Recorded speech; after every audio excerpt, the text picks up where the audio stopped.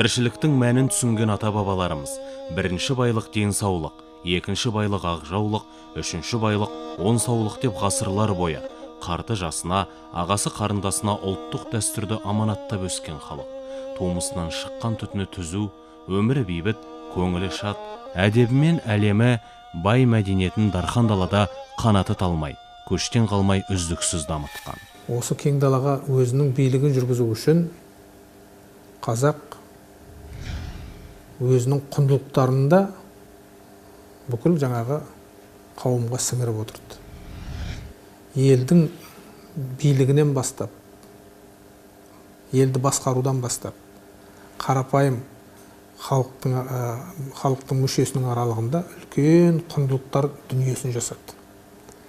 Құндылықтар әлемін жасады. Соның негізінде кең даланы, яғни оңай басқарып отырды. Біріншіден. Екіншіден, жалпы қазақ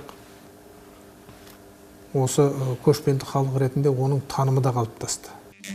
Ұлттың болмысы рухани уызы мен қазақы қалыбында, елдің елден, халықтың халықтан айырмашылығын танытатын оның ұлттық құндылықтары, атадан өсиет, анадан қасиет тек қазақ халқына тән рухани ұлттық құндылықтың негізі. Қазақ қауымы жас баланы обал сауап, адал арам деген 4 категория бойынша тәрбиелейді. Бұның обалы деген не?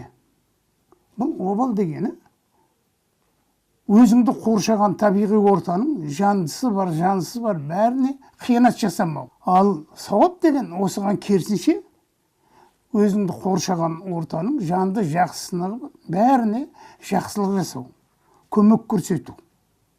Мысалы, шөлдеген малға су бер, сауап болады.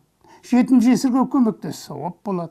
Қазақы ортада, қазақы қоғамда еңбекпен таппаған, адалдықпен таппаған, мал да арам, нан да арам, ақша да арам, киім де арам.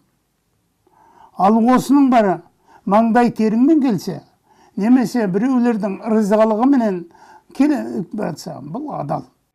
Ана мейір, әке айбар, әже қамқор, ата ақылшы, аға қорған, жеңге тілеулес, орта тез. Қазақ қоғамында бала тәрбиесінен ешкім тыс қалмаған.